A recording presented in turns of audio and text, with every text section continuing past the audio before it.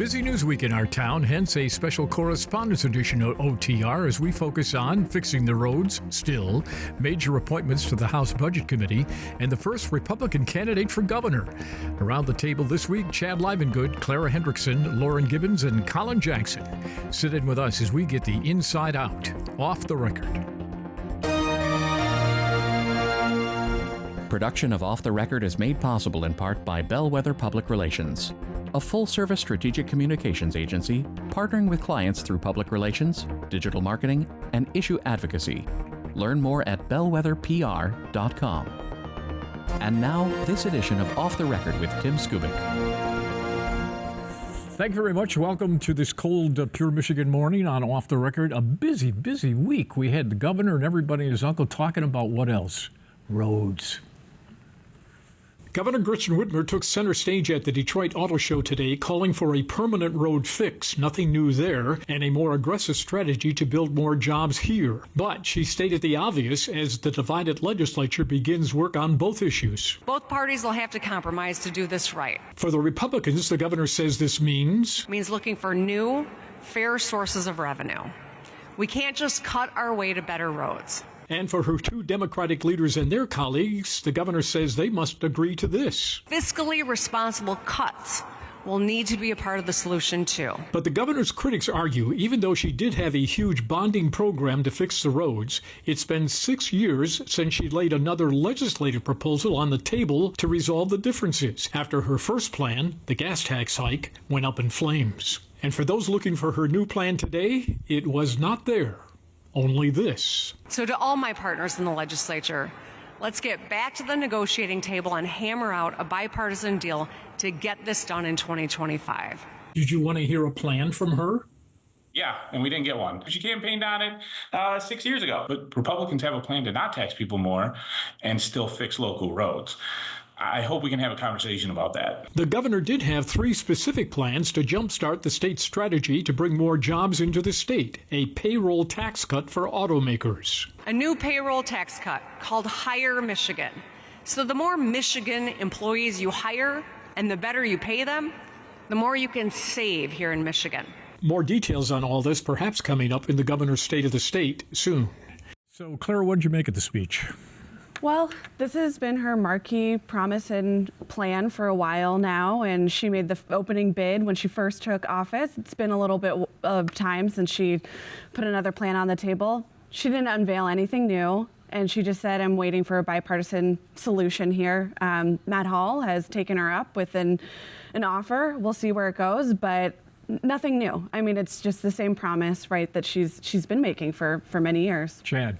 Tim, I just arrived here on a 3-lane highway known as US 127 and 496 and took the new Trowbridge Bridge, which is beautiful. It's is it open? It is open, and it is. Don't worry, they'll close it again. Yes, well, after a year of just nightmare construction.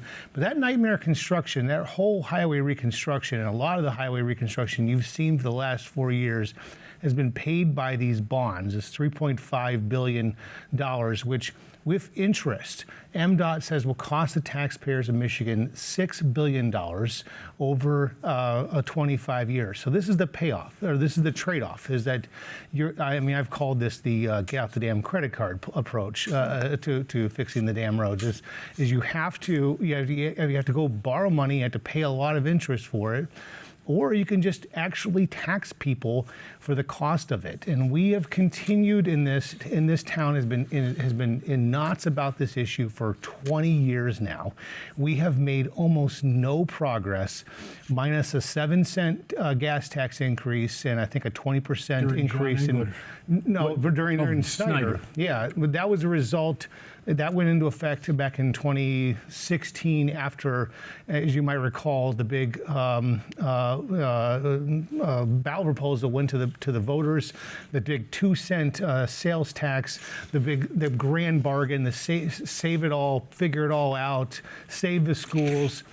80% of voters voted it down. It was absolutely stunning on a 4-to-1 margin. So good luck, I guess, to the governor and the new legislature to try to figure this out.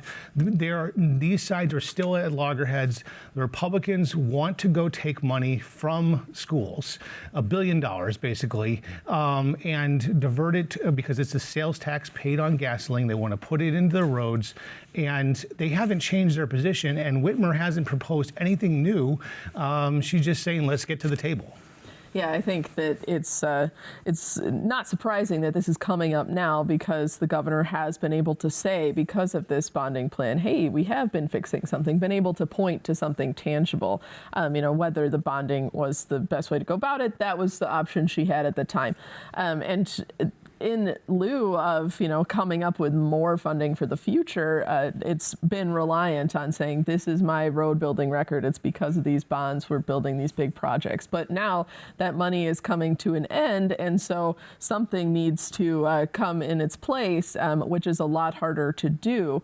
In addition to changing the tax structure on fuel tax, there's been a lot of things thrown out there, a vehicle miles traveled fee to potentially incorporate some of these EV drivers. Even toll roads have been suggested, whether that's actually serious remains to be seen. But yeah, I think there's a big void in terms of what the governor plans to do now. Yeah, I think to echo what Lauren said, there's been a lot of things that have been thrown at the wall to see what sticks, but I do think it's somewhat significant, at least to hear Whitmer say directly that we do need to raise more revenue. That's something that lawmakers and policymakers have been very shy to do in the past, especially when it means potentially more taxes. And you contrast that with what Republicans are saying now, especially in the House, where they don't want to raise taxes at all. They're saying that there's many more ways we can cut budgets. In the same way we just heard Whitmer say you can't cut your way into better roads. Republicans are saying maybe you can. Well, that is the question. I mean, if you look at what Mr. Hall put out this week, there is a number to get to $3.1 billion. You may not like it, but he's got it on paper. Well, I don't know if anyone else noticed. So the plan that Speaker Hall unveiled last year was about $2.7 billion, and now it's about $3.1, right? So there's $400 million extra dollars in funding that they've found since going back to the numbers. I'd be curious to sort of see the math on all of that. I mean, last Friday was the invitation to take this money. Here's the problem for the Democrats. When the Democrats look at a surplus, they get big dollar signs in their eyes. They want that money, a lot of it, to go into the general fund, right? And the R's are saying, why would you want to do that? Well, I mean, they had like $7 billion of surplus when they were in power for 2 years. They could have actually paid off the bonds and not be saddling us with debt for the next 20 years of debt payments through MDOT. There has been no increase in road funding in the last 2 years, like on an annual increase. If you look at MDOT's budget, the only increase is earmarked for the bonds. So we have done nothing new with all the surplus money that the state government has been sitting on that has collected $600 million of interest. And if you listen to Representative Aragona from Macomb County, home of some of the worst roads in the state, he's talking about local roads. Whitmer's bond program only could pay for highways. That's why we have this beautiful new highway in 127 and 96 in East Oakland County, and we're going to end 275 in Wayne County, and we're going to now tear up part of 696 in around Royal Oak. But if you live on Oak Ridge Road, okay, you're out of luck. Yeah, if you live on 16 Mile in Macomb County, you drive hell every single day. I mean, they finally got a bunch of federal grants to fix Mound. I used to call it Pound Road because it was so terrible.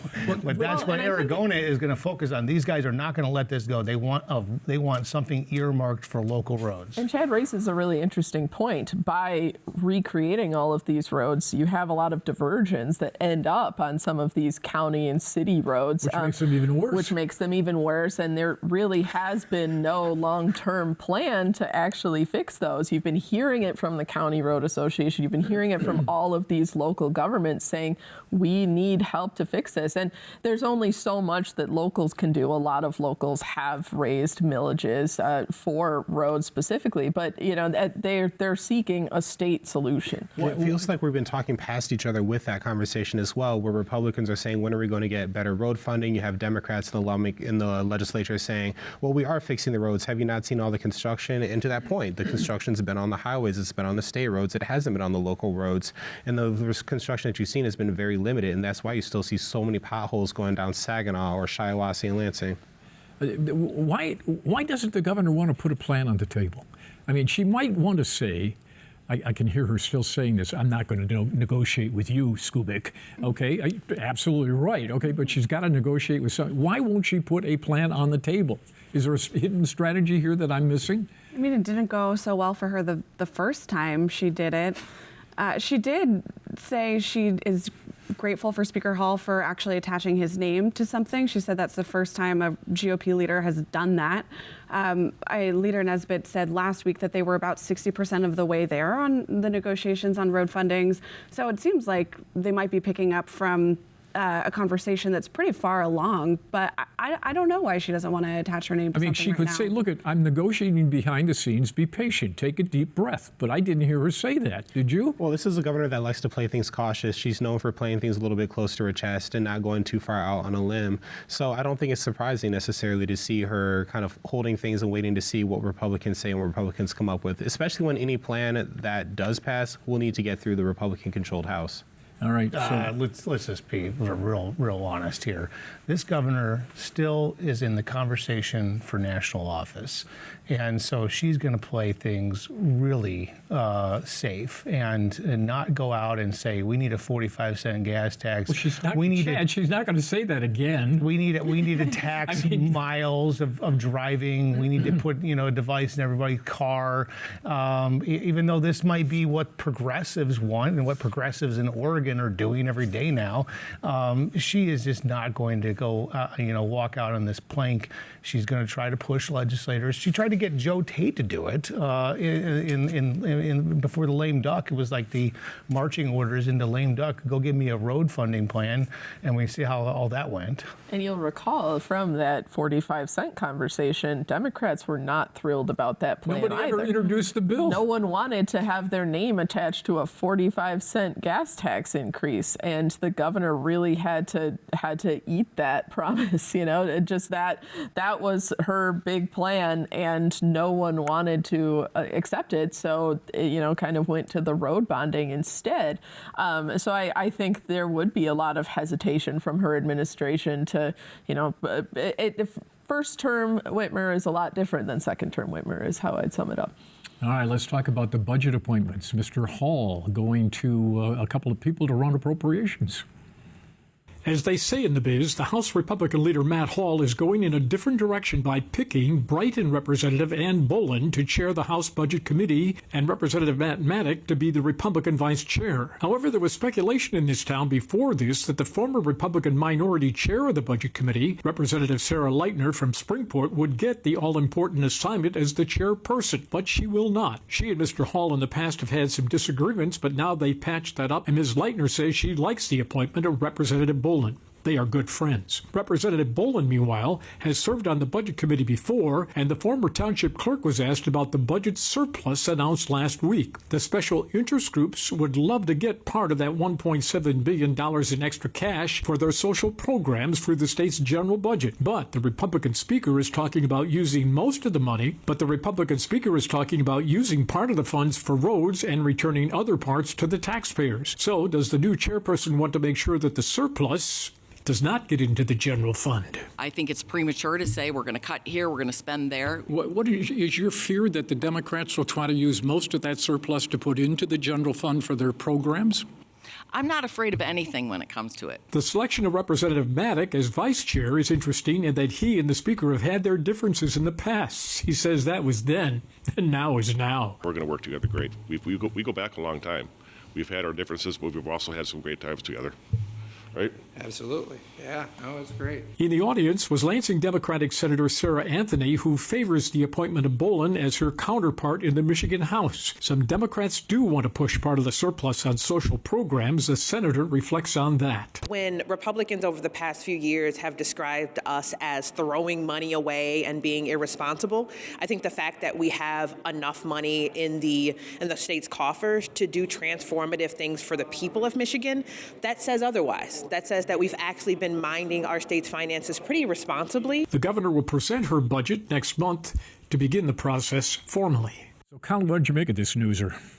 I thought it was interesting picking Representative Bolin and Representative Maddock to work together as appropriations chair and vice chair. Especially that Representative Maddock pick, as you noted in the piece, him and Hall have had their conflicts in the past. Notably speaking, Maddock has had his own conflicts with the House Republican caucus. 2 sessions ago, he was removed from the caucus. Hall welcomed him back in last year into the fold. And we even saw Maddock is still part of the Freedom Caucus, and that has been something that was a little bit of a thorn in the Hall side earlier on last term. They weren't going to support him for Speaker. Exactly. So seeing this, it seems like a way of keeping maybe potential adversaries, or at least some people in your caucus to worry about, a little bit closer to you. But the other thing too is, as you saw with that Maddock was doing in his press conference, he was talking about the budget ballooning and how he thought it was a time to kind of roll it back in and start roll back some of the spending. And I wonder how that's going to work with him as appropriations vice chair while still having to negotiate with a Democratic-led Senate and a Democratic governor's office. Yeah, I think the budget conversation is going to be a true test, as it has been in past years of Democrats and Republicans working together in a divided government. A little bit different this time than it was before the trifecta, because there is the Democratic Senate, so we will see a little bit of back and forth there. But it's especially interesting.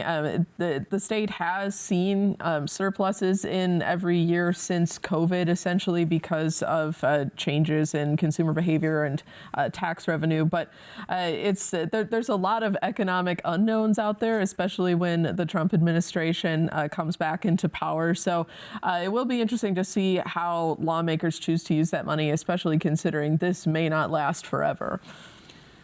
So when Matt Hall was first chosen to be House Speaker by the Republican caucus, he said the budget was one of the first things that he wanted to prioritize, just radically overhauling the process. No more late night votes where this conference report just gets put on lawmakers' desks. People don't know what they're voting on. No more pork spending, that there's no clear understanding of who's getting what and why. So very curious to see how this process plays out and how different it's going to be. I think his pick of the minority vice chair was also really notable because he didn't go with Leader Puri's recommendation there. So you see him kind of trying to repair relationships on the Republican side, but also rejecting the Democratic leader's recommendation there and potentially fracturing that relationship moving forward. Matt Maddock put out a quote the other day: "I came to Lansing to chew bubble gum and cut budgets, and I'm all out of bubble gum." And Maddock, has this kind of nickname of Mad Dog. This is the most curious thing. You've never really seen like the emphasis of a vice chair of appropriations, much less a press conference to announce it. This if you want to send a statement, you got 2 reps from like adjoining districts in Livingston and Oakland County. They're not in different parts of the state, and Bolin is going to be a good cop, and Matt Maddock is going to be bad cop. And I think Maddock is just going to be more empowered than we've ever seen, and is going to be stirring things up in ways that the administration probably is not quite ready for, and this could get really interesting. I would not plan on budgets being passed by June 30th. Constitutionally, we can go to September 30th. And politically, we can go past that. And I would just sort of think with Matt Maddock involved here, it's going to get a lot different ball game. It's worth noting that Representative Maddock has been on the Appropriations Committee before, and he's had some pretty unconventional ideas for cutting budgets, including proposing selling off rest stops or the Blue Water Bridge, to potentially cut some costs in the transportation funding. So he's definitely been a proponent of cutting costs to get to a road funding solution before, and certainly on other issues, he's probably not going to hold back. I wouldn't be surprised if that Blue Water Bridge thing comes back, because there's a guy in Detroit that owns a bridge who's about to be out of business pretty soon when the new publicly owned Canadian Finance Gordie Howe Bridge opens, and I'm sure that they wouldn't mind owning a different bridge crossing without government restriction. A fire sale on the bridge. Stay tuned, folks.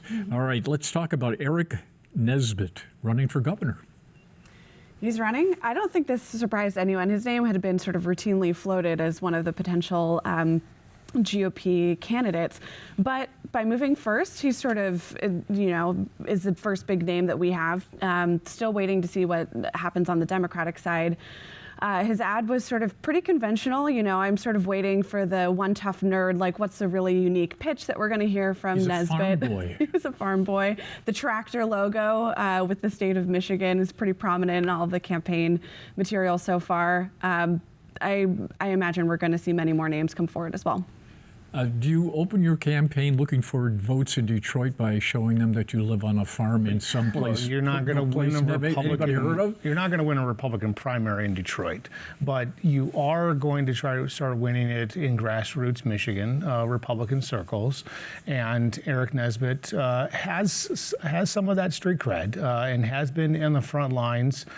He's one of the longest-serving current legislators in our term limit era, and so he's not, he can raise money. He can raise money. He knows all the lobbyists, and he has everyone's phone numbers. And frankly, with a 19-18 state Senate, he has a lot of other leverage points, because it's going to be really not exactly easy to get things passed. We already saw Gilchrist had to break one tie, and so he's got a platform to work from. Whether that's enough, well, I mean, he's virtually unknown outside of Southwest Michigan. I mean, you probably, even the average voter in Grand Rapids or Kent County may not know who he is. But this is the first entry, but there's still a lot of time, and this primary could get real crowded. And if some little more experienced statewide candidate came into the fold, like a John James, the congressman from Macomb County, who now happens to own a big house in outside of Grand Rapids on the side. It's a vacation house. Yes, that's what they said. Get that straight. Yes, but if he were to enter, I would think it'd be harder and harder for Nesbitt to be anything more than the next Tom George. You left out one thing. He's a Trumper, right? Well, yes, he is a Republican. I mean, he is a Republican. He was supportive of President Trump or President-elect Trump. I think one of the things about Nesbitt, though, is he's not afraid to step back in a way, take his own positions away from necessarily what the party may want him to do, or at least some leadership. And I think back to 2023, I believe, or 2022, when they were passing the SOAR Fund bill originally. Nesbitt was in leadership at that point within the Republican majority, and I believe he was the highest-ranking Republican to vote against the creation of the SOAR Fund.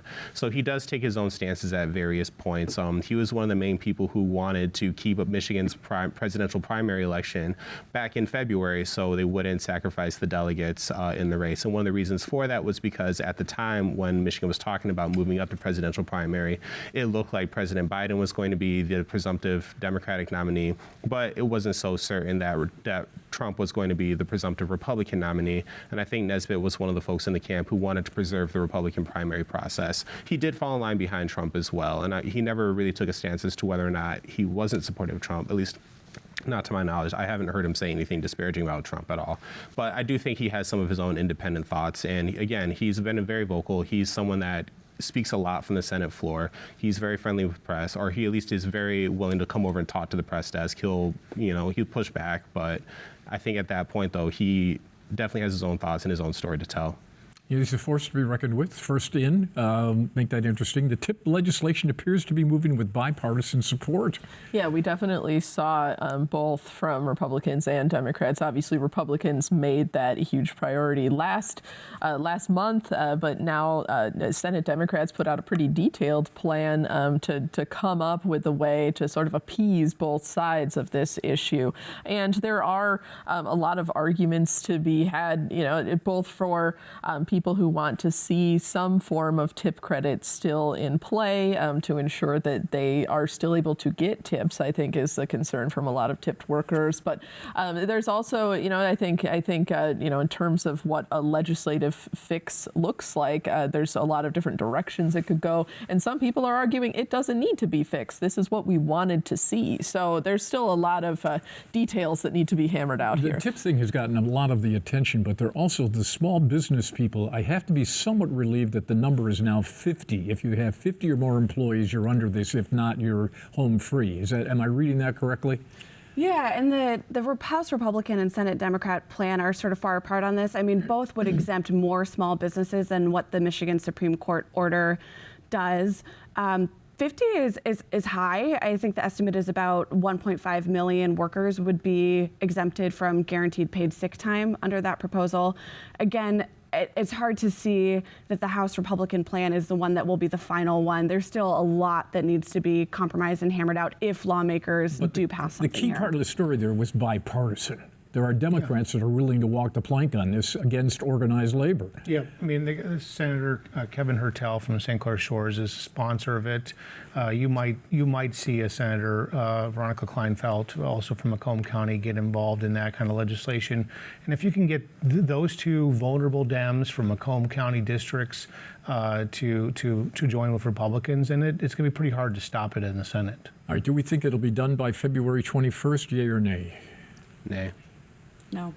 I think so. Yeah, I'm the eternal optimist. They're going to pull it off. Yeah, and I also think that football team will probably win this weekend, but what do I know? There's going to be a lot in February going on in this town. There you go. Yeah. Listen, thanks for showing up, you guys. Thank you for tuning in. See more Off the Record right here next week.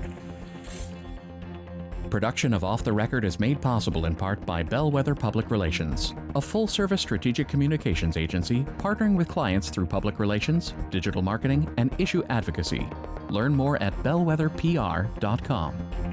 For more Off the Record, visit WKAR.org. Michigan public television stations have contributed to the production costs of Off the Record.